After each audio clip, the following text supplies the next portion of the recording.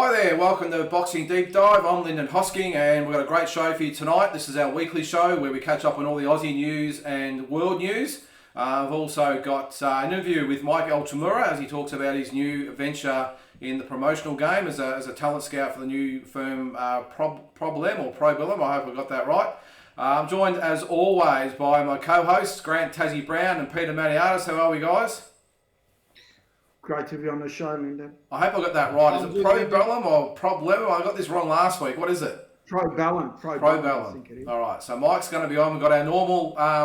Apologies for the quality of the stream here. It's going a little bit in and out there. As long as we can hear everyone, that's the main thing. But yeah, so we've got Tazzie's Tirade, Pete Slip and Weave, the talking point, and of course the quiz. Who won last week? Was you, Tazzie?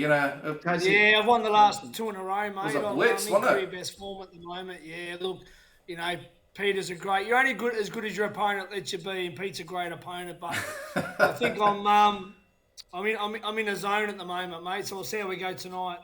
Well, I've got a few curveballs for tonight, but we're going to make it a little bit harder. I reckon it's been a bit easy for you boys, but well, mate. I'll take whatever you want to dish out, Lynden. No problem. All right, done, mate. Well, let's start off with the Aussie news, Tazzie. There's been a fair bit going on lately. So we had last week with we had Brock Jarvis. We've had the big fight this weekend. There's been some news on the Cambosis front. Big fight from Card and Airspies Promotion. So let's start with Brock Jarvis from last week. Yeah, Brock Jarvis, mate. He made a successful debut in America on Eddie Hearn Promotion. Fifth round stoppage over Mexican Rodriguez. He suffered a bit of a scare in the second round, mate. He looked like he was hurt there and on the verge of being stopped, but he recuperated and he forced the referee to stop the fight. Rodriguez looked exhausted on the ropes and Brock was going to work and looked like he was finishing all over him. I mean, he's got a superior fitness level, Brock, and so mate, you swim, you're going to get wet. It was a great learning curve for him in America. So, look, he got stunned, but he got through it. And as Jeff said, you can spar as good as you can spar. Apparently, he's been killing everyone in America. But fighting's a different thing. On the night, you can't just walk through everyone. It doesn't matter who you are. So he got stunned, and but it's how you recuperate and how you face adversity. So he faced adversity, and he came back. And he got him out of there, which Eddie Hearn seemed pretty happy. And I think he'll only be better for that experience, I believe. And the whole camp, sparring in America, being over there, fighting in America, that's what takes you to the next level, as Peter knows. And, mate, great job, Brock Jarvis and Jeff Fennick, mate. And hopefully you can get, maybe one more in before the end of the year, maybe. What do you reckon, Peter? Was that second round, that was pretty scary, wasn't it? Yeah, it was. Look, it's a learning curve for Brock, and you need those learning curves. It can't always be smooth sailing. He went into a tornado, and he's gonna realise now he's not Superman.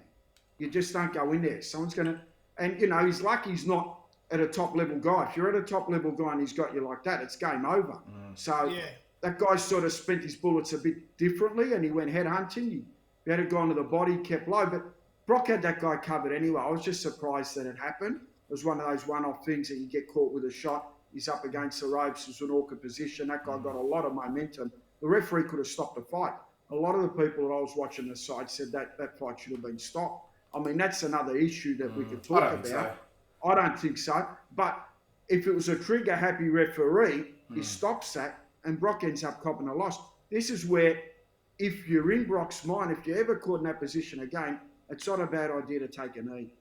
Well, that's what I think what the commentator said during the round would be a good thing to take a knee. And you could sort of see, he's obviously never been in that position before. You could sort of see him reaching for Rodriguez as well. He didn't quite know how to clinch, and it's easy to practice it in training. And Jeff obviously is the master at everything to do with boxing, but until you're actually in the situation, and someone's throwing bombs at you and you're hurt and the world's spinning around, it's pretty hard to know exactly what to do. And you could, as I said, you could sort of see him reaching out, trying to get hold of him. And look, let's just say, it was I won't say it was a lucky out because he recovered like a good fighter does and come back, but I think it was a great learning curve for him. And I know you got your tirade a little bit later, Tazzie, but I'm going to have a little mini Lynden's tirade here about this. Now, I probably made the mistake afterwards jumping online and reading a few of the comments and that, and gee, a fair dinkum. you know, some of the boxing people out there, they just do your head in. You know, the comments about, you know, he's overrated and he's too far, jumped in too soon. I mean, that's just crap. End of the day, it was his first fight on a big card. The kid's probably nervous. He's, you know, as we all would be. You know, he's been hurt. You know, I just think it's actually better to go through that now rather than in 5 fights' time in a big fight on a big stage, and all of a sudden you've got nowhere to hide. As you said, Pete, you've got someone that's actually quality throwing bombs at you, not a journeyman Mexican like this guy was. You've got someone that's quality. Better to learn it now. And I just think it's really unfair to target the kid. I think, as I said, he you know, it's a big stage for him. He would have been bloody nervous as hell.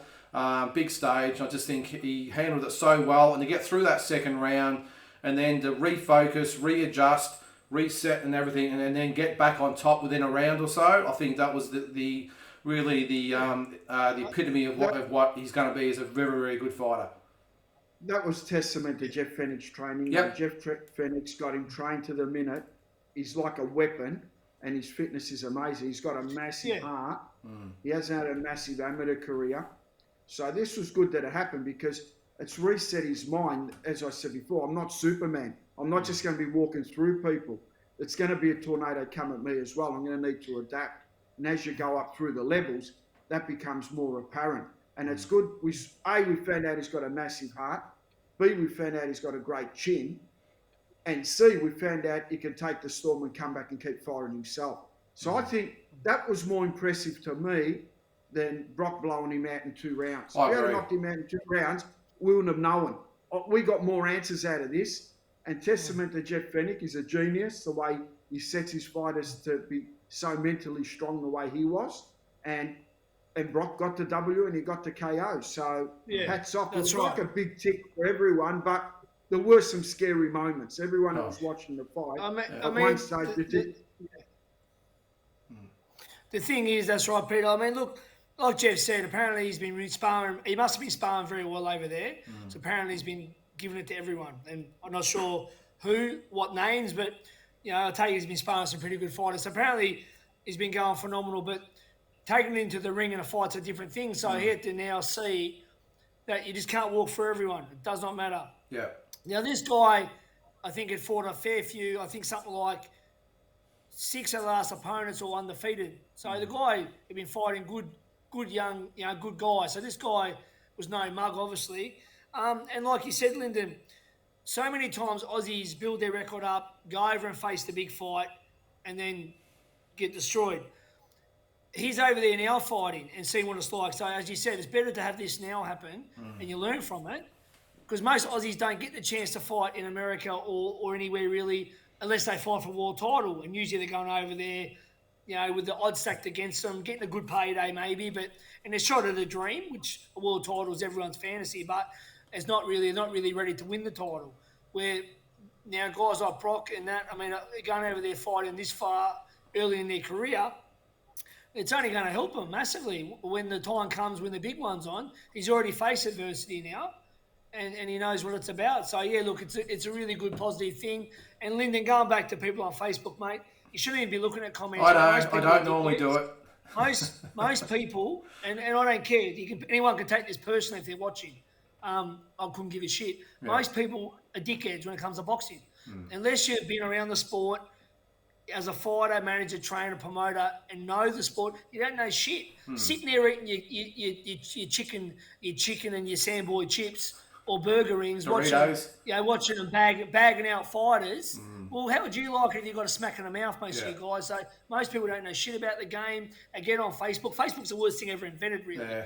It's all a joke, the social media. Especially in boxing. Feel safe behind your keyboard, because if you face someone out in the street that can fight, it might be a different story. Yeah, no, 100%. And look, I don't normally do it, as I said, but I just happened to jump on and read a bit about it, and I just couldn't believe. I see guys bagging out Tim's all the time. Yeah, mate, I just bashing them.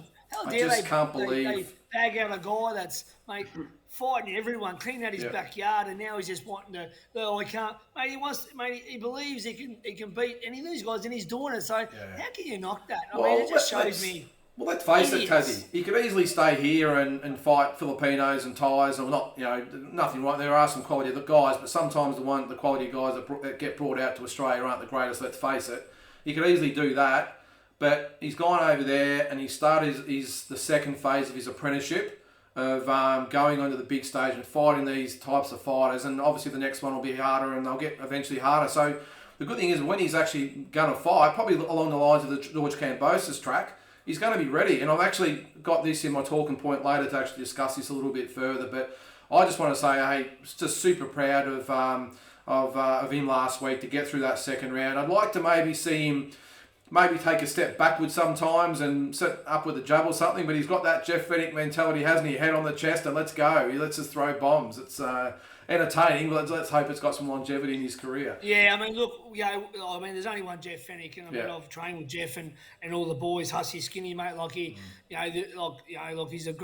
a master trainer. Yeah. But I mean, look, there is only one Jeff, and I don't think anyone can fight like Jeff. No. So look, I believe sometimes having a bit of a look and getting on the jab, but look, as I said, mate, Well, it's worked for him so far. But 100%, mate. Yeah, and I'm sure keeps working for him. I'm sure Jeff, I think it's at this stage just about just getting the rounds in, getting the quality opponents to start to improve. So I'm sure all the polish will start to come a bit later with Jeff. But Pete, how big did he look? I mean, the guy he's actually going to fight at 130. This one was at 135. And how much bigger did he look than him? Sorry? I don't think he'll make he did. I think Jeff said he's going down. Yeah, his opponent, Rodriguez, has fought right up to 140 as well. So he's been a super lightweight. So, look, Brock's growing and he's I think he's 5'10", isn't he? 5'9", 5'10". So, I mean, he'll be a nice lightweight. He looks like he'd go into a welterweight. I mean, he could probably move up to welterweight later on. There's no doubt about that. I mean, he's a big kid and he's learning. And what did we say? He had 13 amateur bouts. So he hasn't really he's just still a baby. had the experience. And Jeff's brought him along nicely. So, look, his time's going to come. He's only 22. In the next 3 or 4 years, Jeff's going to pick his moments and he's going to step him up. There's no doubt about that. He's going to fight for a world title. Jeff's got the contacts. Yeah. Jeff knows how to do that. So when he gets to that point, I mean, look, every career is like a space missile. There's a launching one, and then there's that little one that actually gets to the moon, and that other one falls down. He's going to have to get to the moon, and it's going to have to be something small inside him that gets him to the moon, because that separates you from being a good fighter to a guy that actually wins a world title. Yeah, and I think Brock's got that. I think he's got that because he proved that he's got heart. He proved he's got X Factor. He's got Jeff in his corner. He's got the leading promoter in the world in his corner as well. So I think he's on the right track, and he's going to be given every opportunity to make his mark. The rest is up to him. So let's move on. Tazzy, we have a date and location for Kambosos Lopez. Yes, the 27th of November at the Hula Theatre at Madison Square Garden in New York. So it doesn't get much bigger than that. The fight at Madison Square Garden. So we finally got a date, and I think we can be confident about this one. The fact that it's with Matchroom, so I think this one will actually happen.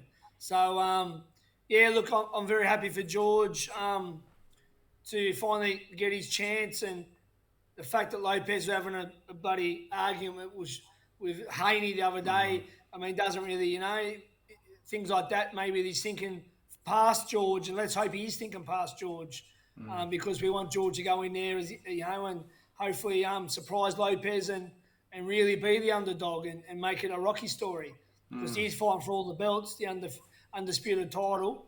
So look, mate, I'm just happy for him. It's been a long time coming. He's been over there for ages and back and forth and delays and put-offs and cancellations. So,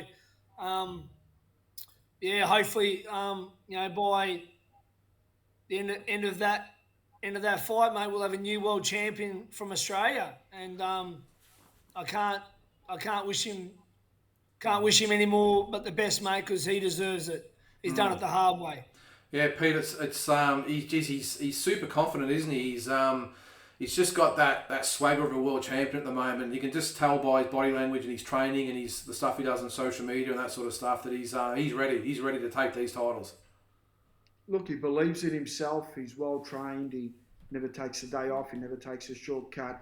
He's driven. His dad's always by his side. And look, they've done it the hard way. They've been on the road twice to get this opportunity. They've been mucked about by Triller. They've spent 6 months in America. His grandfather's died. He's missed the birth of his child. He's been he's just been mucked about. And now that he finally gets his opportunity to fight the number one guy basically at lightweight, it just puts everything in perspective. And look, he's going to leave it all on the line. He's prepared to die in the ring, and he says that many times, and I believe that. Yeah, no, and look, through this whole Triller fiasco, and even Lopez with all the circus that he's brought to the table as well, they've been nothing but professional in the whole situation. And I think you're right, Tazzy. The fact that Lopez is mouthing off with Haney ringside last week, which looked ridiculous if you ask me, but it just shows maybe his head's not really in the game. He's looking past Cambosis, and it's not going to get any more golden opportunity than this, is it? Well, mate, not just that though, but he's been talking about old mate, the super lightweight undisputed champion. Is it Taylor or Josh Taylor? Or? Yeah, Josh Taylor.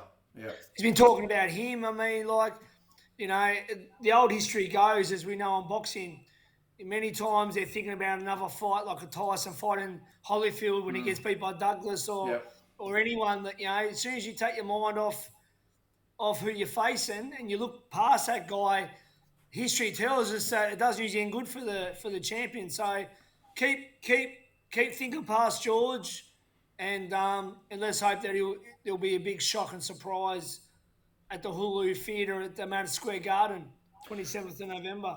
Well, let's hope. We're going to try and get George on for an interview within a week or two. So let's hope he's not too busy that he can't come on for a quick chat. And he's normally really good with his time, isn't he, Pete? So hopefully we can make that happen.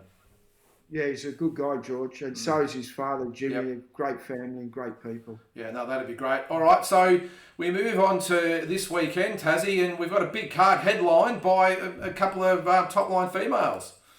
Yeah, Shane O'Connell, who I think's the GOAT of women's boxing in Australia. She's runs on the board, absolute legend, and she's taking on a young hotshot, Taylor Robertson. So that's going to headline the card for Tasman Fighters and the Gold Coast Convention Centre. So that's huge. I mean, look, experience and everything is with Shannon.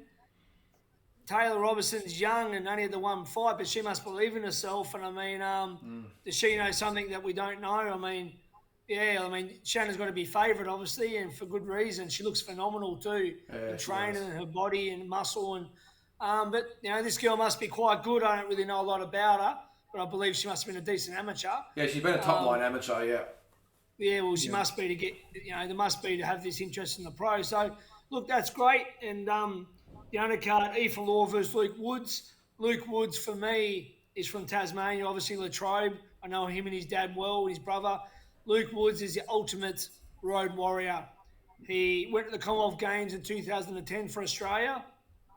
He was a great amateur. And as a pro, he's chased all the big guys. I mean, he was too good for most guys. And coming from Tasmania without having a promoter behind him, he's had to go over and be the B-side all the time. And he doesn't care. He's fought everyone. He just gave Pete's guy, Pacquiao, a hell of a fight not long ago. It was a very good test for Joel. He's a really good fighter. So that's a good fight. This Aoife Law, Anthony Mundine has got big raps on. So, but good luck to Luke Woods. I've got a soft spot for Woodsy. Tasmanians has taken over, aren't they? Well, Tasmanians don't play games, mate. We just get it done, brother. We're tough, and we're in your face all day, every day. You're going to get a footy team as well soon, Tazzy. So I'm not worried. I'm not worried about that, mate. It's not giving too much. I'll go for Collingwood still. I'll still go for Collingwood. I won't go for Tasmania. But when it comes boxing, we can fight, mate. If we don't get you in the ring, we'll get you in the car park later. We've got Dana Coolwell versus Jake Wylie. That's a good fight, mate. I've heard big things about Dana. But I actually chat to Jacob a little bit. Seems like a really nice kid. I think he's from Toowoomba, up there by the master trainer, Brendan Smith. So let's hope he gets the job done there. And Connor Wallace, mate, my Irish mate. I know Connor trained by the master, Greg Eady and Stevie Della, versus Jackson King over 8 rounds. So that's a good. Tasman Fighters are one of the main companies in Australia. They've got Hooney and Jaya Pattaya.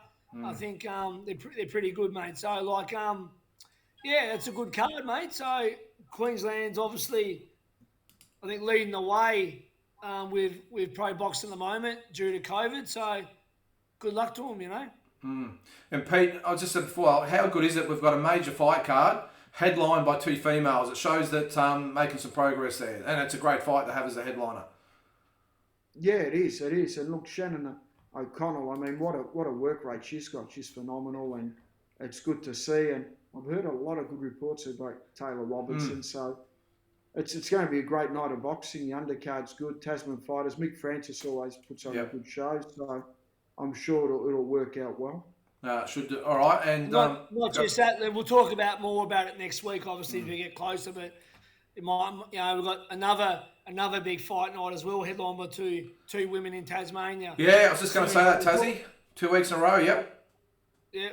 Well, that's huge, mate. Christina Mousey Jacobs versus Beck Hawker. Yeah. So that's for the that's for the Australasian featherweight title, and Mousey Jacobs is the current WIBA female women's world champion in super featherweight. So we'll talk more about it next week, but that's two in a row, mate. It's great. Are taking over.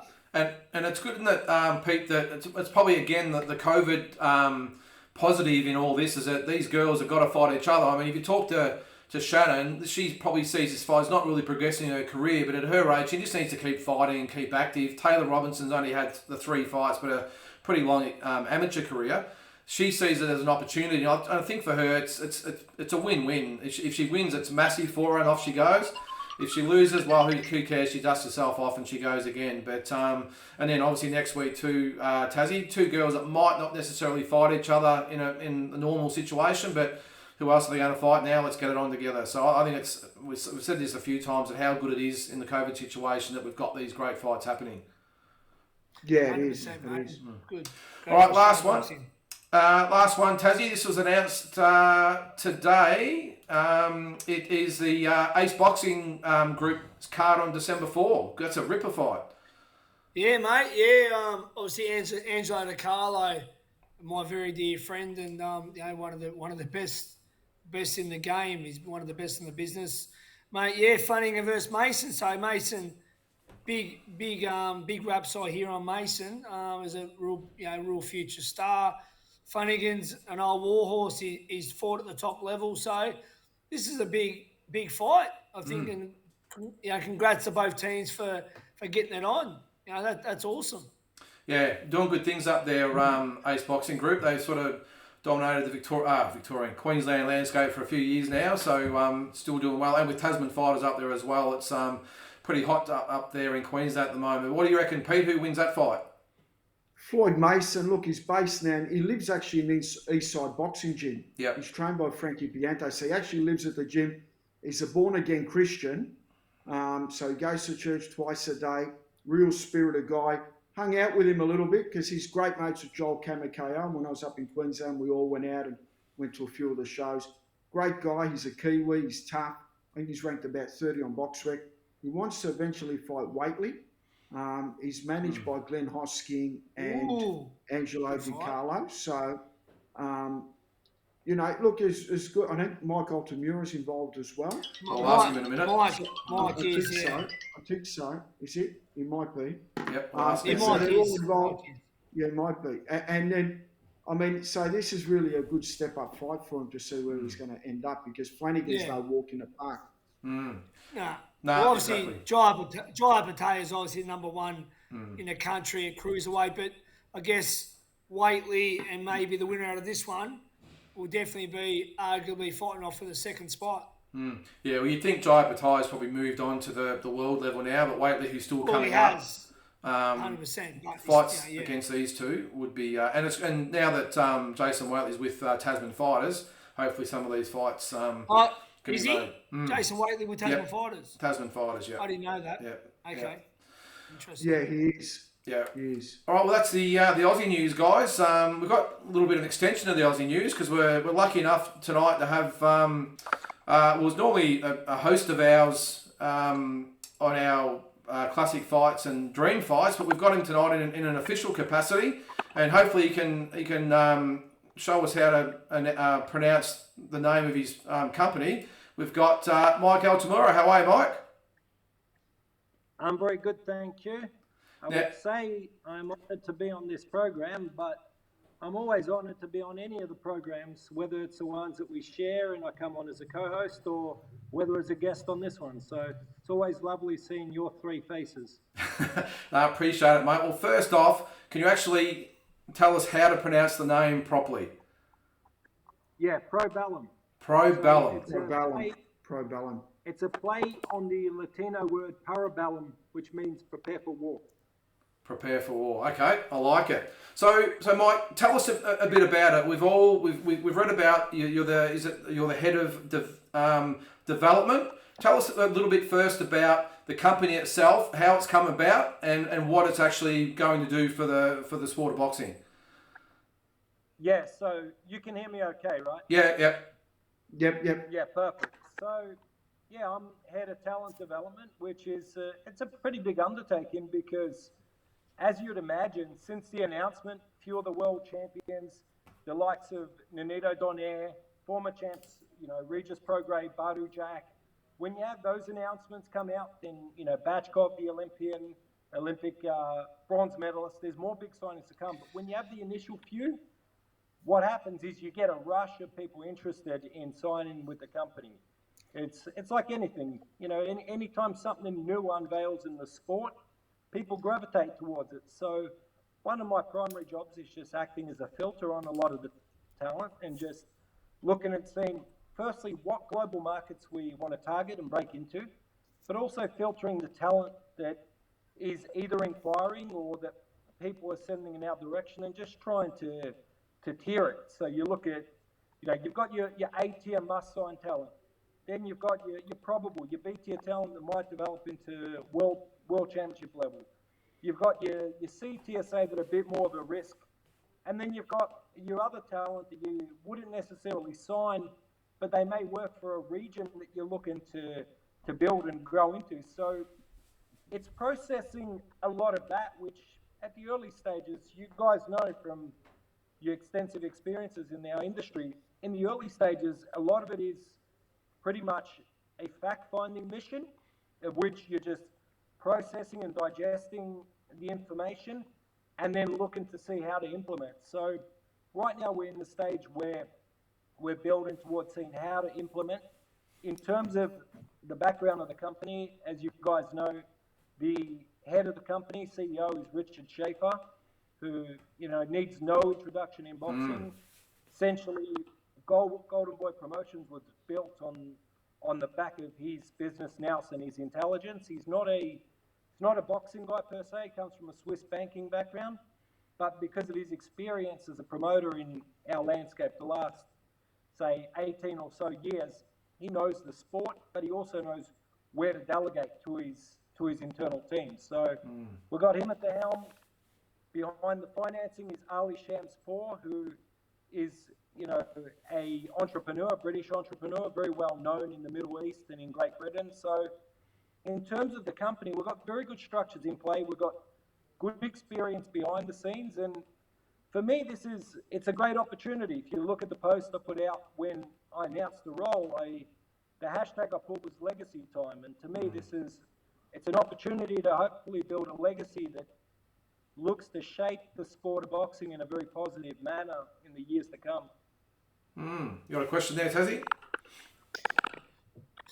Yeah, first of all, Mike, I just want to congratulate you. Obviously, it's been a long time coming to be back on the saddle again after your time at MTK, and obviously we're dear friends. We speak regularly, obviously, about boxing and life, and yeah, man, it's just great news that you're in with a good crew, and the fact that you're getting the respect you deserve. As I said last week, you're the best I know in the game, and if I was handling a fighter, you're the guy I go to. So, I mean, they're seeing what they wanted in you, and you'll do exactly what I think that they want. That you'll find the talent, and you'll help bring guys along up to that world championship level. And look, it's just exciting. I mean, Richard Schaefer, obviously, Floyd Mayweather has got massive raps on him. He was the man at Golden Boy, and it's good to see him back in it. And if they've got some good backing, like the man you just mentioned as well, that's what it's about. You need that financial backing. So, look, mate, just really happy for you. And obviously, any sort of, maybe not in the Australians you probably look at the moment, but is there anyone potentially you might be looking at, or even in the region of New Zealand or the Philippines or anywhere around that sort of region? Yeah, well, I think on the Philippines yesterday, a fighter Peter knows very well. We just announced the second Filipino signed with the company's Maniatis, who's multiple division world champion, one of the greats of this generation in the lower weight classes.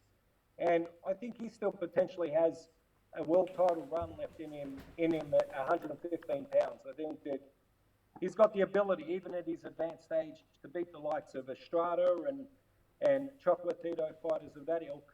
But for me, primarily, the guys that I get excited about, it's looking into the younger talent that we can bring through. So, it's not smart business to come out on a program and state any of my potential targets, because it usually just shoots the price through the roof once they know that you're looking to sign them. But for us, to me, it's about what talent moves the needle. So who the must-haves are. So when you look at Mayweather out of the '96 Olympics, or a gentleman that we had on the classic fights the other day, Fernando Vargas, that's the kind of talent that I want to recruit. There's going to be talent that you bring on board that serve a purpose. That if you look at our partnerships, we've got partnerships in about 15 countries at the moment, from Russia to Latvia, Ghana, Indonesia, Australia with Jake Ellis. There's New Zealand with the Glosiers. A lot of those markets, fighters might serve a purpose to build the region, but the foundation of your company is on the guys that can soar and win at the highest level. Your Miguel Cotto's out of the 2000 Olympics, fighters like that. So that's where my priority is staying on top of the amateur scouting. What's been interesting coming out of the Olympic class this year is that there hasn't been a lot of movement. Like usually there's the Olympic Games, and then you see 30, 40 of the most prominent guys signing professional contracts within 1 or 2 months. There hasn't been that kind of movement. I think a lot of fighters are still weighing up their next steps. A lot of fighters actually headed to the IEVA World Championships at the end of this month. So I'll be keeping close tabs on that. I'm still processing a lot of the fighters that are reaching out, potential signings. I know that one of them that I wanted was Hopan Bachkov, who was the 63 kilogram bronze medalist from Armenia. I match made his first pro fight, his pro debut. He fought a kid 20-6, and he looked really well over 8 rounds. So we got him. That's kind of the level of talent that we want to be recruiting. In terms of Australia, all I'll say is I can't give any announcements away, but watch this space. There's some news coming, and you guys know where my heart's at. Look, I'm always going to look at things in a balanced perspective and be a company first kind of person, but I'm always going to look to also nudge the team to grow my homeland as well. Even if, one of the things I've been weighing up is where I'm going to be based. So from next year onwards, I don't know if I'm going to be based in Australia. I don't know if I'm going to be in the USA, in the Middle East, where. But regardless of where I'm at, I'm always going to want to try and grow the sport within our country and build the opportunities here, because I know then it's going to play into feeding all of my friends. So it's exciting. I think that we're going to make a lot of impact. I think that we've already made a bit of an impact, but now it's a matter of walking the talk and actually having the rollout of events and people seeing in action what we can accomplish. And I feel confident that we're going to fit in exceptionally well in the landscape of the sport. Go ahead, Pete. No, Mike, I was going to say congratulations, well done, well deserved on the spot. And great you signed up Donny in 80s. I've known Donny for a long time, 20 years, and I hope he does. He's normally got a pet snake that he always carries around his neck. Interesting dude, 3-division world champion. Randy Peddle Coram was going to fight him we were challenging him for 6 months. At the time, they were smart enough not to fight us, but he's one of those guys now that's improved as he's matured. And at 39, he can still win a world title because he beat Aoka. Anyone that can beat Aoka can win a world title. I just feel he's got a bit left. Floyd Mason, is he someone you could sign to the company? And also the other question I was going to ask you was, how did you rate Harry Garside? If you've got an open checkbook, would he be one of the guys you'd sign up? Obviously just signed with no limits. Where do you see him as a pro compared to as an amateur? If you were to take your cap off and you're not Australian, you've ventured off, where do you see Harry Garside as far as an international fighter? Being honest on Harry, I wouldn't sign him. That's being honest. I think he's got a very amateurish style. I think he's going to have to be slowed down a lot.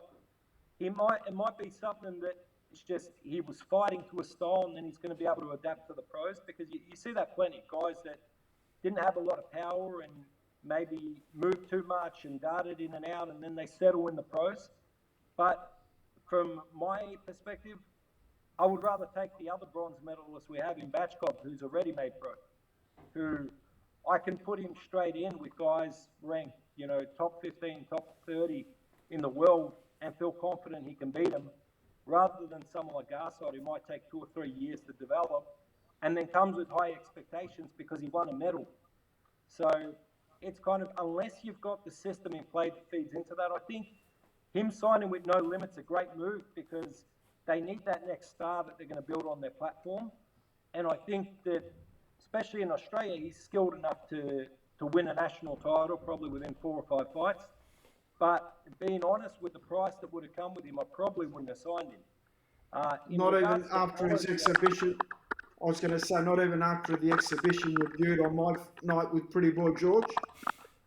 Oh, look, on that alone, I actually commentated that fight. On that alone, I would have probably signed him just for the fact that he humbled the upper kid and he showed a lot of credit. So I actually have, I've got a soft spot for Harry. But when I watch, I'm looking at the whole division. I'm looking at, say in that weight class, your top 4.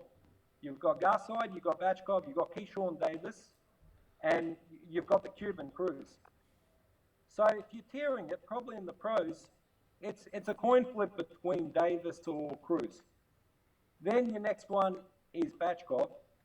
Garside's a far cry from there. That's how I look at it. I could be dead wrong. Look, people always talk about my eye for talent.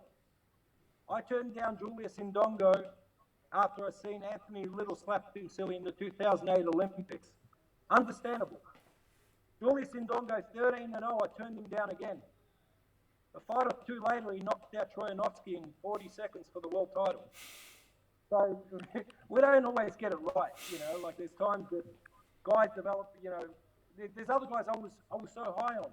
There's fighters I've been super high on, and then they just never quite get traction in the pros. So we'll see. I wish Harry the best. He's actually got a good team behind him now. I think that, So who has he got behind him, Mike? Is he with Peter Matreski and Johnny Lewis, or? Yeah, Peter Matreski and Johnny Lewis, and then there's another assistant coach who's working alongside Johnny, who do a lot of the nuts and bolts. But I think Johnny's a terrific mentor, even at this advanced stage or this advanced stage of his career.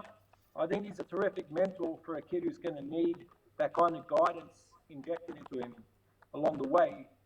In regards to Floyd, so I co-manage Floyd with Anto Connolly.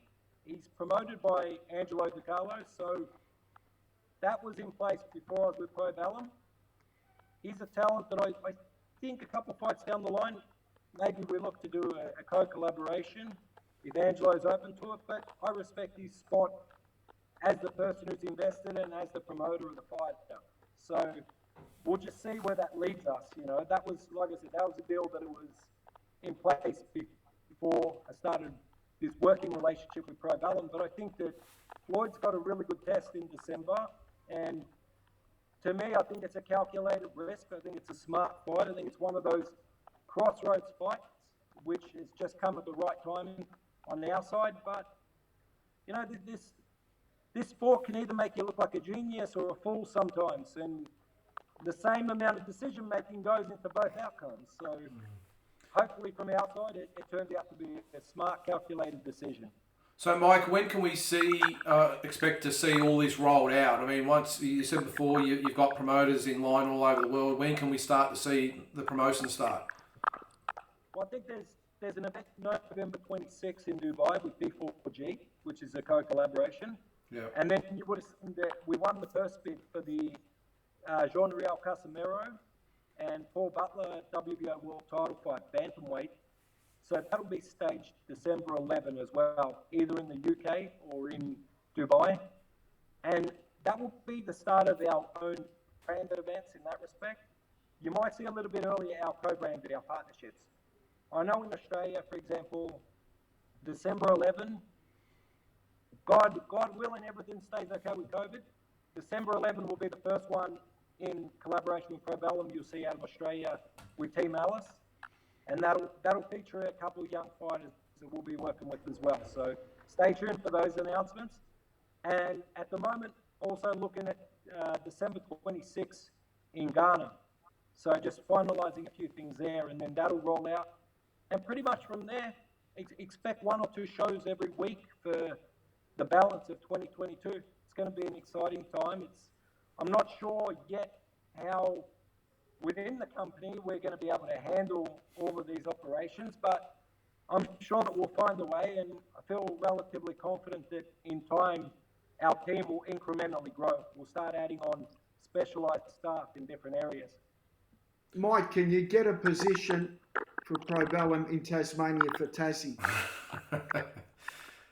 I could see this merging and Tazzie doing something. Tazzie, would you put your hand up? Mate, when it comes to boxing in Tasmania, deep breath. I don't want when it comes to boxing in Tasmania, you talk to me and me only. I mean, it is what it is. I've kept it going since 2001. Mate, I'd be happy to do something with Mike. I mean, me and Mike have done stuff together with Luke Jackson before, and I'd love the opportunity, mate. If he remembers my number and gives me a call, that'd be awesome. What capacity, absolutely. Tazzie, would you prepare to be involved? Oh, mate, I don't know. I mean, I don't know the deal Jake Ellis has got, but I mean, I guess it'd be the same sort of thing. Double it for Tazzie. I'm a promoter, mate. I'm probably a bit more expensive than Jake, but I mean, he's a good kid, Jake. I like the boys, mate, but it is what it is, mate. I'll buy and sell anyone when it comes to boxing, Peter. I don't care who it is, mate. I know what I'm worth, and yeah, if Mike wants to do something, mate, I'm happy to be on board, brother. It makes money, it makes sense. I'll say this, Taz is one of the few people that actually fits the name because he's always prepared for war. He is. Well, mate, we'll leave it there. Thanks, really. We really appreciate you being on. We'll leave it while our internet's barely holding on there, but really appreciate it, mate. Best of luck. You're the perfect person to have that position in the company, and we wish you nothing but the best, mate. Thanks, Mike. Great work, brother. I look forward to watching this back and seeing how the quiz plays out. All right. Yeah. I hope you find me Cotto t-shirt too, Mike. Thanks, mate. All right. Well, that was Mike Altamura, and we got there in the end with the internet. I think you could sort of hear what he was saying there. But geez, as I said, Pete, just the perfect guy to have in that role, isn't he? Yeah, because he knows the landscape of amateurs and pros and who's coming up and what's going on, and he doesn't get excited. You know, he's level-headed, so you know, you've got to sometimes go with your mind and not your heart. So it's a fine balance. I did my best to try and get Tazzie in there. I couldn't do any more, Tazzie. But Peter, I appreciate that, mate. I really, look, I'm a bit. The only thing I could have done was grab his wrist with a pen next to a checkbook. That was the only other thing I could have done. Well, I was prepared to do it too, pretty, Tazzie. And you? I thought I was pretty sweet with Mike. I mean, he came to my engagement party, but apparently, you know, Jake Ellis must be, he must have a bit more thing with Jake than myself, mate. I'm surprised I didn't get the phone call, you know what I mean? But everyone's got an area, so you might get Tasmania. Well, mate, no one else will be getting it because I'll rip their head off. Tasmania's mine. Tazzy. Rod Davis definitely won't. Rod Davis definitely won't, Tazzy. Don't worry about that. After those comments. How about that? We'll move on for that. We'll leave that for another time. Was he smoking? I want to get worked up for this tirade. We'll work through that. Tazzy, Mike, he's obviously, we joke about him being the walking encyclopedia, but he is, isn't he? He just knows everything about boxing. You name it, he knows about it. Mate, yeah, look, I mean, we've had a friendship for a long time, me and Mike, and if we sit down in the cafe, I mean, it's all boxing, and we just go back and forth, and as I said, mate, yeah, he's a walking encyclopedia, and he knows the dates, he knows who fought who, and what their record was then. I mean, he's a bit more in depth. I mean, I claim to know a bit myself, obviously, but he's a bit more just the details more, and he's very mate, he obviously loves the sport like we all do, and he's great at what he does. And I've seen firsthand what he does with fighters. They're taking the world titles and they're getting them on big shows. I mean, as I said, they all know him. Bob Arum, Eddie Hearn, now Schaefer. They all know who he is, mate. Which, so he's obviously he's in the big time, mate. And he's a humble guy. And he's the good thing about Mike, he'll let you pick his brain. He's never too busy for you. I've had to refer to him a few times about stuff. What should I do here? What should I do there in regards to taking fights with certain fighters? And I'm happy, to be able to have that number, to be able to give him a call and ask him a question. Yeah. All right, well, let's move on. We've got a little bit going. This is for you, Pete. We're a little bit going on the world team. Well, a little bit. No sort of major fights in the last sort of week or so, but we did have the Mikey Garcia fight last week.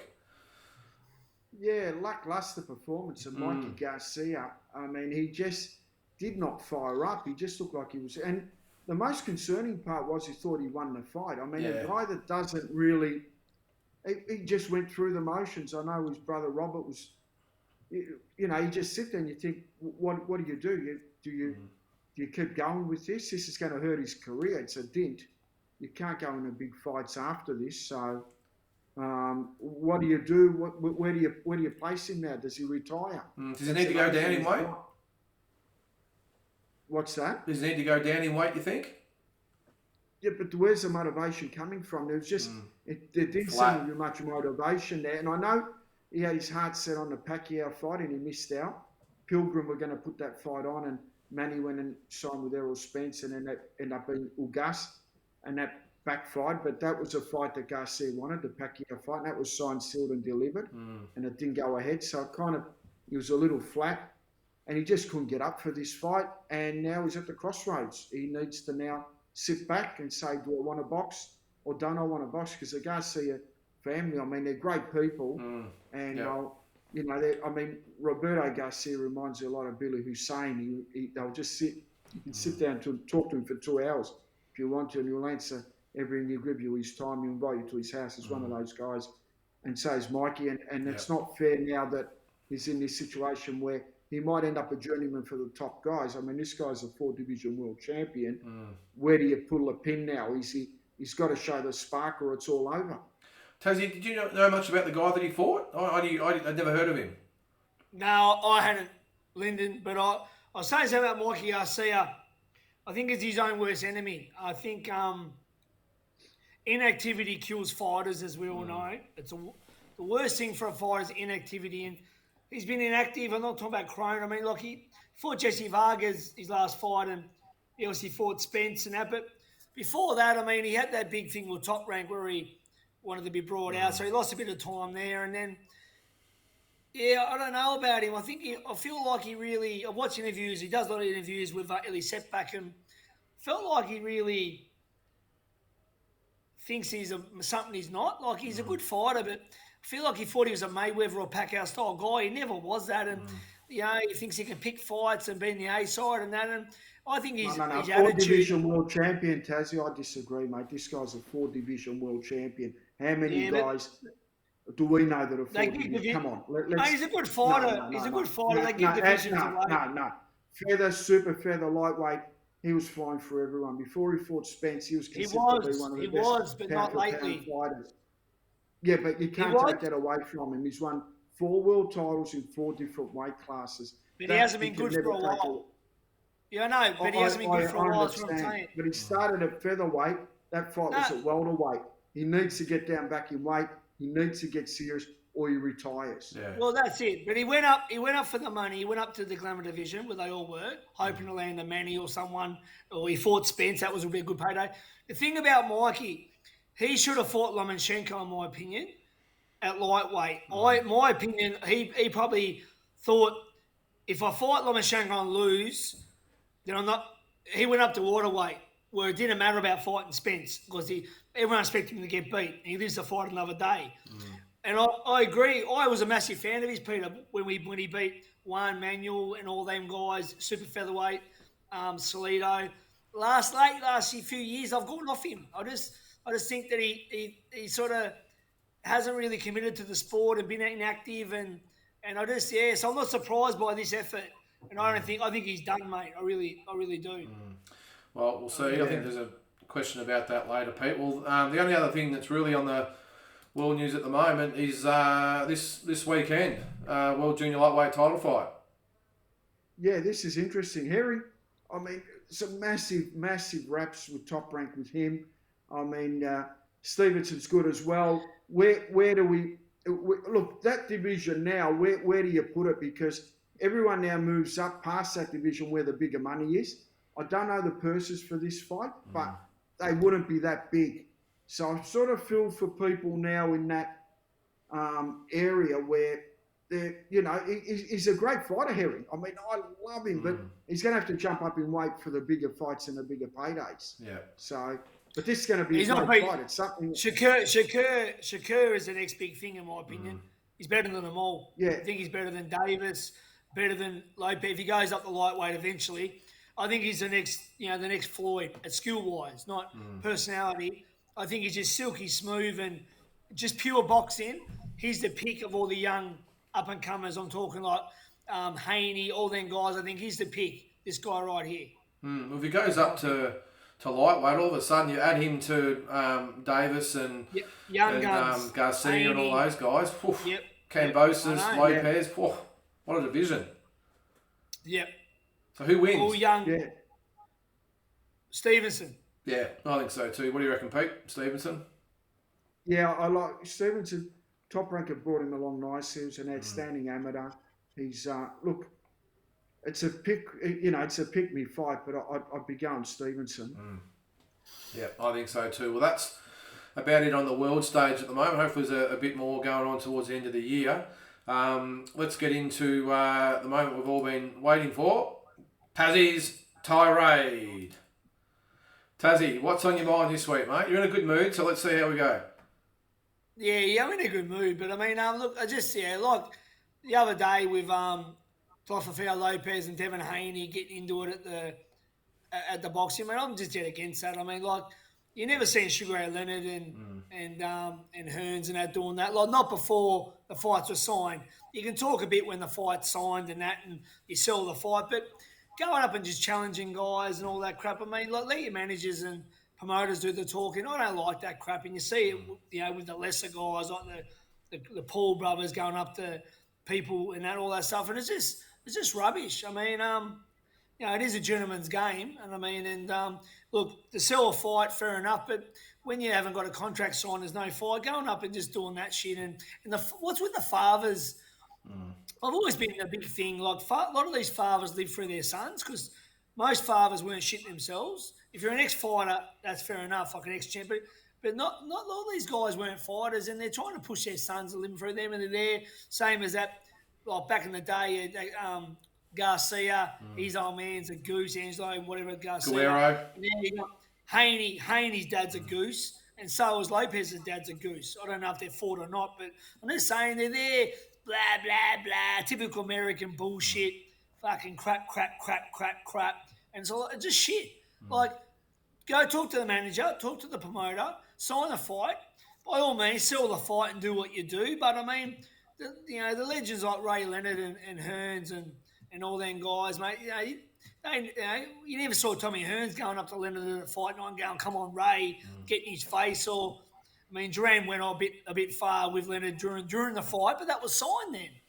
I mean, they're just dickheads. This generation are just they're Instagram boxers. They can fight. Don't get me wrong; they're great fighters. But social media and all this, we think it's a good thing. I think it's a shit thing. It kills it. And you know, I don't believe it. Because I tell you now, like, if any fighter ever got in my face like that, I'd be charged with assault because I'd be hitting him. No one can ever be in that close distance verbally. To me, that's a sign of aggression and a sign we're going to war. So I don't get how these guys, they just it's a load of crap. If anyone's that close to you, they get hit. Yeah. So I don't get it, and it's a load of shit. It's not boxing. Yeah. I don't like it about the sport. I wish they'd stop it. And I don't like it. I think they look like idiots, mate. Yeah, I agree. And Pete, Lynden would love that. Lynden would love that as a promoter, you whacking into someone just before the fight, and a bit of not even what happened. Those extra 10-20%. Well, not even what happened with the Canelo and Caleb Plant situation, where he ended up wearing one and cut his eye. That could have but at least they were signed, though. At least they were signed. You'd have the doctor there. What's her name? Dr. Louise. What's the female doctor that does the soccer, that does the boxing? Oh, I've got no idea. She used to do the doctor for our show. What was her name? We forgot her so quickly. Oh, I can't remember. Simone, was it? Thank God it didn't happen in my day, mate, because I said anyone gets that close, mate, it's not going to the ring. But I don't understand how you can verbally argue with another man. You're going but it's all the theatre, Tazzy. It's all the theatre. It's like UFC, wrestling. They've all adapted it now, where it's entertainment, and they wonder why the wrestlers get big bucks, UFC guys get big bucks. If these guys aren't getting much media and there's not much hype behind them, they have to do it to obviously build their profile. It's profile building, and it's a bit of a setup. And that's why I don't watch it. I'm on Facebook, that comes on, I flick straight past it. I don't give it 1 minute. Look, maybe we're from a bygone era and we're just dinosaurs, but I just think it looks absolutely ridiculous. I know they all eat it up, and all the fans and they've got all the phones out trying to get the best angle, and I know, but does it sell the fight? Does it sell the fight to real boxing fans? I'm not sure it does. I mean, we're all boxing fans. I just think it's a wank. It's a wank. Tazzie's not happy about this. No, I agree with him this week, because it is. It's just ridiculous. And to have him at ringside, everyone gathers around. That's great. And everyone's got the phones out. And as you said, Tazzy, all the fathers are involved and all this crap. I don't know. Just get on with it. I don't know. And as we said before, hopefully Lopez has got his eyes on this fight, maybe in others, and he overlooks Cambosis. And look, that's a fight that can happen. I mean, he's got the WBC email belt. Yeah. Haney. Lopez has got the real deal. Lopez beat Lomachenko, so he doesn't need any more media. Like what Pete mentioned, he's already known. Yeah. And but this stuff is just nonsense. It's not just them guys. It's anyone that does it now. I think Ramiro, he done it a while ago to Ryan Garcia. Mate, it's just this young generation. Yeah. I mean, they should be watching the Chavezes and the Whitakers and the Terry Norrises. I've never seen these guys do that stuff. No. Look, they all talk it up and sell the fight. Yeah. Sell the fight. Yeah. But do it with a bit of class and be a bit of professional about it. But for me, the kicker of the whole thing was when Haney said, "Well, I've got more followers than you." I mean, is this what we've come to? You might be world champion, but I've got more followers. What is that? Yeah, Instagram, famous TikTokers and that. Or was it? Yeah, Instagram, was it? Instagram. I got more followers than you. Well, okay, you have the belts, but I've got more followers. What have we come to? When you'd rather have more followers than belts. Sorry? I hate it, mate. It's all loaded. It's all shit. This generation. As I said, if we get attacked by another country, Australia are going to be a bunch of TikTokers and YouTubers on the front line. Yeah. Mate, I can't stand it. And the thing is, I don't like Haney. Haney's a racist. He made a racist comment, no white man can beat me. Yeah. If a white man said that, he'd be bloody shocked. Hopkins. So, I mean, and Hopkins. I don't like him, mate. White, black, who cares? We're fighters. Don't stop playing the poor me getter. You know what I mean? You make your money, shut your mouth. I don't like Haney. I hope he gets his head knocked off. Yeah. Cold. Yeah. No, tend to agree. All right, I agree with you tonight, Tazzy. Well, let's move on to... You agree every night with me. I do, mate. I do. I'm the only one that doesn't agree with Tazzy. Serenity That's now, right, Tazzy. Pete. Serenity now. Well, we're about to go to your Serenity segment now. anyway, Pete, which is Pete's Slip and Weave. So get ready and Okay. get ready to here dodge we a few. go. Right, we'll jump straight into it. True or false? Brock Jarvis can count himself very lucky to not be stopped in that fight. False. Okay. True or false? Mike Garcia is finished as a top line fighter. True. True or false? Tyson Fury needs a tune-up while waiting for the Joshua Usyk winner. False. Agreed. True or false? Fighters these days are more concerned with social media followers than making real fights. We just True. discussed that, obviously. True or false? Terence Crawford should not be ranked number 2 on the ESPN pound-for-pound list. I think he's number 1, so that's... Number 1? I think Crawford's number 1. Okay. What do you reckon quickly, Tazzy? Number 2 I do, but Okay. Canelo's number 1. Yeah. Okay. Canelo's got the all-star list. Listen, Crawford's a great fighter, and we talk like everyone's into divisions, aren't we? Making them all. So he was lightweight, light waterweight now, waterweight. He's unlucky he's not on the side of the PBC, the Heyman. He's fighting important now. Crawford's phenomenal. Number 2, 100%, but Canelo number 1, no one comes near him. Then I've got Usyk. Oh no, I've got Usyk. I've got the Japanese guy in your way, and you got to have Fury up there as well. But so that's Okay. for me. But Canelo all day is Okay. pound for pound king. All right. Go ahead, mate. Number 4 for you. True or false? Number 3 for you. The new bridgeweight division is needed. I don't even know what that is, but anyway. I like the bridgeweight division. It's 200 to 224 pounds. Yeah, 90 kilo to 100 kilos. So Yeah. it's for that guy that just can't make cruiserweight, but he's not a big heavyweight. So yeah, there's another division. Well, so more for belts and actual titles opportunity. and sanction fees. Another belt. WBC starting it. But No, Tazzy, more opportunities for fighters that aren't certain builds. So that's Serenity what now, it's all Tazzy. about. Serenity now. Yeah, All let's right. just- It's Dr. Naomi, by the way, as Naomi. well. All right. Number 4 for me. If George Kambosos beats Lopez, he becomes the pound for pound Aussie top fighter. 100%. Surpasses Tim Tszyu, I should have said. He goes past Tim Tszyu, he's number 1. If he can beat Timofimo Lopez, George Kambosos is the number 1 fighter. Okay. in Australia. Number 4 for you, Proverbial Tazzy. country mile. Yep. True or false? Deontay Wilder breaking his hand was the reason he lost to Fury. No, the reason he lost Fury is just bigger, stronger, adapts more, better IQ, and Wilder's just a one-trick pony with that home run right hand that Fury's too smart to fall into, and if they fight another 10 times, we'll see probably, Fury win 8. Wilder might land it once or twice. I'd say 10 out of 10, but anyway. True or false? We will see shows in Victoria by the end of the year. Yeah, you might see some shows on the local level. You won't see any international and normal shows, but you might see some local shows. And there was a local show by the Hammer ran the other week. It was a pro show. River I think it was Divas just for- yeah on paper. How do they get that passed? How do they get that over the line? There's If no Melbourne's spectators. fucking no hotspot. crowds. No crowds. And the fighters all Everyone can. tested. Yeah. All right. Good luck to them. That's awesome. But yeah. Last one, Tazzy. True or false? There are too many promoters and not enough fighters in Australia. There can never be enough promoters, and it'd be great to get an abundance of fighters because, look, I remember when I first started promoting, there was just stacked of fighters everywhere. There was, divisions. Even now, flyweight, there's no one there. Super flyweight, no one there. I think you got one Maloney, that's it, and you got bantamweight hardly. Especially in the lighter weights, we've probably got 10, 15 fighters. So in the old days, you'd have 100.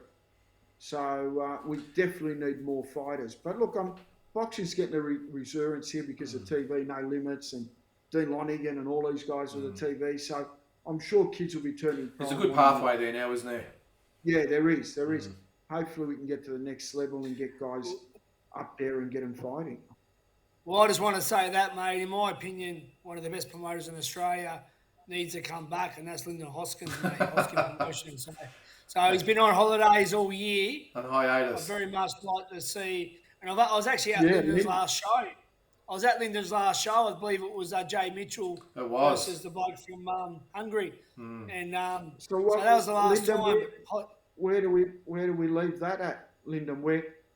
We're gonna, the bright lights are back on next year, that everything's up and running. Who knows? There's probably no use. There's rumours the Maloney's are coming back to Melbourne, so you could be getting a call from Angela Hyder and Tony. Yeah, look, who knows? I mean, at the moment, it's really not worth considering, is it? Because, well, COVID's here and the restrictions are here and all this. How would you be at the doors trying to hold back the unvaxxed or the one that's had one vaxxed or only had one booster and not two boosters? I don't know. Hang on, we're not going there, Tazzy. I'm going to change the subject. But anyway, but you never know, Pete. Maybe the maybe the Hosking Maniatis relationship might spark up, and maybe we'll have Tazzy Brown. No jab, no job. Yeah. All right, let's move on. It's my turn. All right, we're going into my segment now, which is Lynden's talking point. Now, we touched on this a little earlier, but I want to go into a little bit more depth about it, because it's probably a question that comes up quite regularly, and this one is, to have a realistic chance at world success, Australian boxers need to be based overseas. Now, I'll probably preempt that with not having to maybe live overseas, although it could be an option, but to be based over there for training camps, and like the George Cambosis and the Maloney's have done. I don't know, it's a tough one because obviously you need money, you need sponsors, all the rest of it. But Tazzy, realistically, do Aussies really, do they need to be, the camps and the fights need to be overseas to have a realistic chance of winning world titles? Yeah, like, they don't have to, as I said, they don't have to live there, but yeah, I think if they've got the money, and usually if you're a high-level fighter, you do have some backers. I think the sparring helps immensely. Like, look who's been in recent years. I mean, Timmy Zhu goes over there regularly before COVID. The Maloney's, so many Aussie fighters do. Luke Jackson was going over with Billy Hussein. Billy Hussein was taking, a few of his fighters along. Billy Dibb. I mean, I think so. I think you haven't got the much sparring here in Australia, and you don't fight that often. So if you can go over there and go to some of these gyms like the Wild Card or Mayweather's gym or just any of these places, you know what I mean? Like, I think you spar in different styles. You spar, Robert Garcia's down Oxnard. I mean, I've had friends of mine go there. I mean, you got Russia, a lot of Russians there. Got Mexicans, obviously. Just these different styles, and that's who you're going to be fighting. If you're talking world titles and then the top of the top, I think you do got to be going over there regularly. Yeah, I do. Well, before I let you answer, Pete, I'll probably, from my point of view, I'll give it a bit of an example. In 2015, I took the Maloney twins over to America. Now, it wasn't take them over there and show them a good time and let's go to a big fight. And I think, actually, maybe with the Pacquiao, I think was on at the time. It wasn't to go over there and have a ball and everything else. I used to go regularly before COVID hit. So I wanted the boys who looked like they had all the talent in the world to go over there and experience it, because while they probably thought they'd seen, I suppose, the best of it here, I wanted to take them over there and just experience. And if you guys know, to go over to the Wild Cards and the Garcia gym and the Mayweather's gym, to be around it where they live it and breathe it. And these boxers live at the gym, and you go there and you can sit there for hours. You know, we interviewed Stitch Duran the other day, where you go there and you might run into him. I remember we went to Mayweather's gym and had a conversation with Mike McCallum, who just happened to be there and walk in. But here's an example for you. We went to Garcia's gym on a bit of a whim, actually. We organised to go there and just get some sparring with whoever was there. The boys ended up doing some rounds with some young Mexican kids, some really good kids. Andy ended up sparring, who's the Russian that beat Billy Dibb, Tazzy? Radovich. Yeah. Andy ended up sparring Radovich, whatever his name is. Sparred him. Yep. So I can't remember who Jason sparred with, but it was some great sparring. Well, all of a sudden we get wind that Lomachenko was having a training camp there because he was on the Mayweather Pacquiao undercard. Now his sparring partner for the day was sick, couldn't turn up to do sparring. So Robert Garcia comes down and said, "Hey boys, do you want to hang around and spar with Lomachenko. So we hung around for a couple of hours, and both boys sparred with Lomachenko. At the wild card, we went there. Jade Mitchell, who just again went there on a bit of a whim, ended up sparring with Miguel Cotto for 10 days and getting paid probably $500 a round to spar with Cotto. Now, this is the stuff that you get by putting yourself in the mix, and we didn't have that obviously planned, but to go over there, and it was just an example of, if you talk to Jade and the Maloney boys now about what effect they had on them as far as just their outlook on the sport, where they see the level has got to be at, and then rubbing shoulders with the Freddie Roaches and the Mayweathers, and obviously going to the fights when we were over there. Went to, I think, 3 different fight nights on the trip.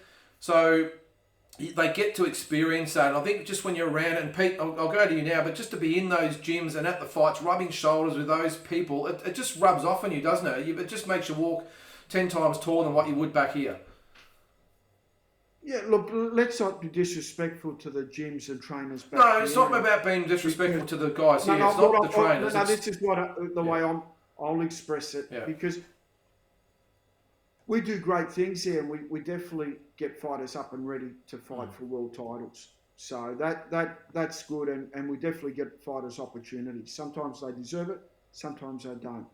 Now, people, whether it's a wild card, Mayweather, whoever you might go there to, it's a gym where it's different. Anywhere you go, it's different. Even if you brought an international fighter to Australia and he trained at our gyms, they'd love it as well, because it's a different environment. But to answer your question, of course, I mean, you go to America, there's 350 million people. Freddie Roaches is a hub. If you go to Vegas, they're hubs. So you go there, you're going to be around fighters. It's going to be good opportunities, and they're going to be able to spar. I mean, it's just the way it is. It's boxing. It's no different to going to an AFL game and see a lot of AFL people around you. If you're at the suburbs all the time, you're not going to be running in a Dustin Martin or whoever. It's just being over there. Of course, you're at the forefront. Of course, it's going to open opportunities, but it's not the be all and end all. You have to put in the hard work. You got to obviously have everything in order to be at that level, because those guys that go there, they deserved it as well. They came from other countries and they paid their dues as well. Yeah. I think before I go to you, Tazzy, I was just going to say, here's an example for you, though. It's not just about, getting the sparring is great, but it's more the mindset. And I'll give you an example here. It was Andrew Maloney. Now, we went to the Superfly tour. I think we touched on this in the interview we did with him the other week. We went to the Superfly show in LA. Now, if you talk to those guys, they'll tell you that, that you see these guys on TV, you see the big events over there, and it's like, oh my God, they're like these superheroes and these massive events, and to actually be over there sitting ringside. I remember talking to the boys, and I could see both of them, well, these guys aren't superheroes, these are just fighters, they're human beings, and I think it took away the awe of the whole American sort of, world scene, and I think it prepared them more mentally that when they got to that level, it wasn't overbearing for them. And that's why I said before, it was great for Brock Jarvis. But I think not just the fighters, but also the trainers. What do you reckon, Tazzy? You get the trainers over there amongst it as well. I mean, no disrespect to the guys here. We've got great fighters. We've also got great coaches. But those guys have to get it amongst it as well, don't you think? Mate, my brother, Pierre Coram, went over there to train under Emmanuel Stewart. Sparred Tommy Hearns, sparred everyone there at Cronk. And then years later, he was doing pads with Mike McCullum, who you mentioned, Lynden. And that's the thing. It's not about, as long as you got your trainers okay, obviously, and your trainer's probably there with you, or he's giving you your full, thumbs up to do. But you're going to absorb everything. You're going to just take everything from everyone, whether like Tim Tszyu does pads in Vegas, I'm sure Igor is okay with that. You take something from everyone. You just learn in your sparring, doing pads with another trainer, watching someone else hit the bag, watching someone else's shadow boxing, whatever. You can't not learn. It's a massive eye-opener though, isn't it? It's just a plus, mate. It's just like the ultimate. I wish I had my time again, Lynden. I was never going to be a world champ, mate, but geez, I wish I had my time to go and spend a year over there and you had the next best thing though. Maybe get some fights. You had the next best thing though, because you went to Team Fennec at the time, which was the team to be part of. So and you can only do as much. And Pete, I was just going to say, not everyone's got sponsors and earning $1 million, you know, and they can afford to be over there. I understand that, but, you know, I suppose it's just putting it out there. If you're really serious about it, does your team have to do whatever it takes just to have, even if it's a 6-week training block in the States or wherever it's going to be, and then the fight at the end of it, just to give yourself the best possible chance? Yeah, of course. Every adaptation in training, you know, where you adapt and learn different things and go to different environments. And, you know, you're going to run into a few of these guys that you see on TV. You think they're superheroes, but they're normal people. They are. They're normal people. And after you run into them a few times, it becomes normal. Like you get used to seeing it, so you lose that vibe. Yeah. And that's when you become a better person because you're not impressed. And they feel comfortable as well. Yeah. You stop taking photos with them and you stop asking them to sign things. You actually talk to them about their kids or what are they doing later on, and they look at you as a person. Yeah, as I said, it's a mindset as well. And another example, I'm not trying to keep going back over, but I remember when the twins sparred Lomachenko, the first day, I think Jason sparred with him twice, Andy only did it once because he hurt his back, but the first day, both boys, you could tell were, oh shit, this is Lomachenko, you know, but the second time that Jason sparred him, totally different. Not to say that he was getting better at Lomachenko at the time, but the level... And I think it was more his mindset that he actually had a bit of self-belief because he went pretty well the first day.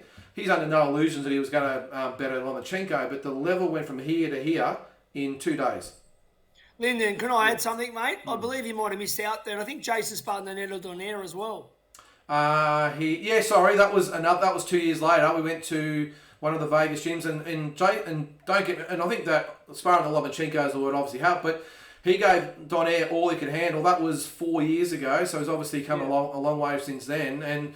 But I remember afterwards, Donaire, you know, put the arm around him, said, "Mate, love the way you go about it, but you could probably do this a little bit better and that a little bit better." And to sit there and see all this, I mean, it's stuff you just can't buy, and that's why I just think, as I said, you're itching to go again, aren't you, Lynden? Well, I am, but that's why I was so keen on, rather than sponsoring the boys through T-shirts and money and whatever, it was about, hey, let's forget that. Let's go over to, you know, the mecca of world boxing and throw you in the mix. And just worst case, I mean, we didn't know they were going to get to spar with those guys and all the rest of it. It was just to be a part of it because, as you guys know, you're over there. You can't help but being, you know, immersed in the whole thing. I mean, you're walking on air over there, aren't you? Can I say something, boys? Can I suggest something for deep dive?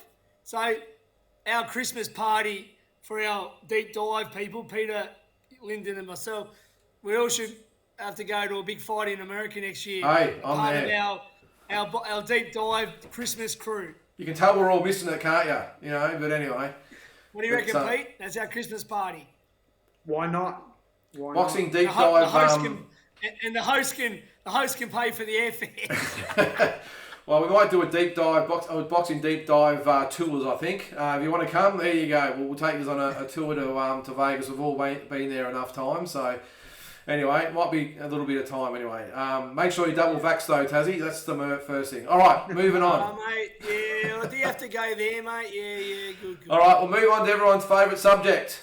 The boxing deep dive quiz. Tazzy Brown versus Peter Maniatis. Now, last week, Tazzy, let's be honest about it, absolutely wiped the floor with Peter. It was a massacre. It was all over in about 30 seconds, I think. Well, actually, I think was it a comeback in the end? I think you shot out, didn't you, Pete? There was no comeback. Comeback. Look, Pete, look. Everyone has a good and bad day. Peter's had more bad days than good days lately, but tonight, who knows, mate? He's an experienced campaigner. He's been around the sport for years. And I'll never underestimate the great Peter Maniatis. All right, well, he's talked you up there, Peter. Let's get into it while the internet's good. We're not fading out, so there's no excuses or anything. If you want to answer the question, shout your name out. I will then decide who was first in. And if you get it wrong, the other person will have a crack at it. We don't go back to the original person. Once you've had a go, it's all over. We just move on. All right, you ready, Tazzy? Yeah. All good to go. Number one, we'll start with the Aussie questions. 5 to get us started. Number one, what Aussie fighter had the nickname the Fighting Farrier? Peter. Peter. Julian Holland. Yeah. Come on, Tazzy. It's out of the first question. I'm reading the lips here. Peter got in first. I said Tazzy first. Nah, come on. Julian Holland. What version of the World Super Featherweight title did Will Tomlinson have? Peter! Tazzy? IBO. IBO, that's right. Number 3. Besides Danny Green, who was the other Aussie to fight Roy Jones Jr.? Tazzy. Peter! Tazzy? Glenn Kelly. Yes, 2-1. Number 4. How old was Les Darcy when he died? Peter! Peter? 21. He was. Hard to believe, isn't it? 21 years old. Crazy. I don't think he had 40-odd fights or 50 fights or something at 21. Number 5.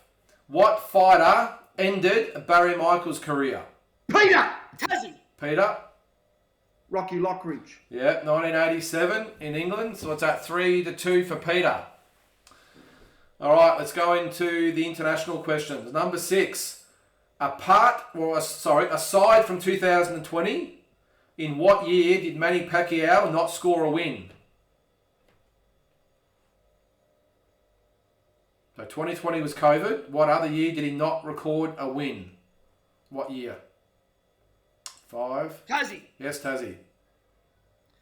2015. No, that's wrong. Pete? Peter, 2012. He did. He lost to Timothy Bradley and then Juan Manuel Marquez. Lost both those fights. 4-2. Number 7. Who was George Foreman's final opponent in his first career? Tazzy. Yes, Tazzy. Jimmy Ellis. No, incorrect almost. No. Pete? Who was his former opponent? No, his final opponent in his first career. So up to 1977. His pro debut. No, who was his final opponent? Oh, Of his last ever fight. No, who was his last fight in 1977 before he retired? Jimmy Ellis. No, Jimmy Young was his name. Jimmy Lost to Young. 12 We yeah. both said Jimmy Young. Ellis. Yeah, lost We to both, 12 we rounds. both said Jimmy Ellis. Yeah. We both said Jimmy Ellis. So it was a bit of a hard one to word, that one. But number 8. Who did Sugar Ray Leonard beat in his first comeback fight after... Peter! Yep. Marvin Hagler. Incorrect. Tazzy? Yeah, I know what he got knocked down. Oh, hang on. Hang on. I haven't finished the actual question. Pete jumped in there. In his first comeback fight after Marvin Hagler. His first comeback fight. No, it's too late, after Pete. Sorry. Hagler. I didn't After. know. I thought that was a No, wrong there's question. no. Once you're out, you're out. His first comeback fight after Marvin Hagler. 5, 4, 3, 2. Roberto Duran. Nah, Donnie Lalonde in 88. Donnie Lalonde. I knew it. Yeah. I just You just jumped the gun because you've been too quick, Tazzy. yeah, Get because when me I said going first in the the comeback fight, I had a feeling you might jump in, but it was after Marvin Hagler. That was 2 years, year and a half later it was. What is it, 4-2 still? Yeah, 4-2. Number 9. What Mexican fighter died in a horror car crash in 1980? Peter! Tazzy? Salvador Sanchez. Salvador Sanchez, 4-3. So all we can... Do we get an extra point if we can name the car? What, do you know the car? Was it a Porsche? It was a Porsche. Oh, was it? I just guessed that. Yes. 23 years old, if you can believe that. Just an absolute tragedy. 4-3. So the best you can do here, Tazzy, is get a draw. But I'm going to have a nice, easy one for you here to whoever gets in first. So I'll be looking out for this one. Who am I?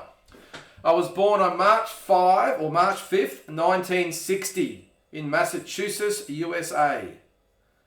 I turned pro in 1978 and was trained by my father along with my 2 brothers. Best known as a good club fighter, my nickname was the Choir Boy, and I fought the likes of Bobby Chacon, Greg Haugen, and Hector Camacho. Okay, going. Yeah, I'll keep going. I racked up a 40-13 professional record before retiring in 1986. Peter! Yes. Tazzy. Peter? Freddie Roach. Yes, correct. I'll finish That's that. what it's all about, Tazzy. Got to give me that one, buddy. The final clues was I then turned my attention to coaching, where I've trained 27 world champions, including a remarkable relationship with one of the greatest fighters of all time, being Manny Pacquiao, inducted into the International Boxing Hall of Fame in 2012. So Freddie Roach. So You've got to give that one, Tazzy. I went early on that and I backed myself. Yeah, no, I was. You done well, mate. You done well. 5-2, Well done, mate. Tazzy. What was it? 5-3. 5-3. 5-3. What's that? It's 5-3. So Well done, Pete. Good work, brother. So we're both pushing each other, Tazzy, as you can see. I tried to jump off the mark. You're off the mark. We're not missing by much. I want to say something, though. The first question, Julian Holland, I believe that I said Tazzy before. He said Peter. Well, you chose Peter. Fair enough. He still would have won anyway, but anyway, let's... Well, it might have momentum. It's about momentum. But anyway, well done, Pete. Good work. I'm going to have to watch the replay, I think. Geez, I hope for my sake that I was right. There should be a what's the name? Like a call in the football, like the fucking point goal. Oh, the review? No. You might have to get your missus, Tara, to look at the review or something. something. Judge's decision is final, so it was a line ball. I never argue with the umpire, Tazzy. Whatever Lynden says goes. And if it had gone against me, I don't argue. Lynden knows that. I'm pretty bad with the Jimmy Young. You argue every week. He argues every week. And what a great fighter Julian Holland was, another Bendigo boy. So shout out to Julian. Good mate of the fighting farrier, great fighter, mate. Good best fighter to ever come out of Bendigo, but don't tell him that. Yeah, Scott Hoskins, mate, what a legend. Anyway, all good, boys. Really appreciate it. I think that was a bit of fun tonight. So thanks to Mike Altamura for coming on. It was great. We'll see if we can hopefully get George Cambosis on next week. It'd be great to have a chat. But big weekend of fights. Hope you can check out the Shannon O'Connell Taylor Robinson fight on Saturday night. I'm not quite sure about the streaming details, but I'm sure they'll be up in the next day or so. So best of luck to both girls, and hopefully it's a great show. No, thanks, Lyndon. Thanks, guys. See you next week. See you guys.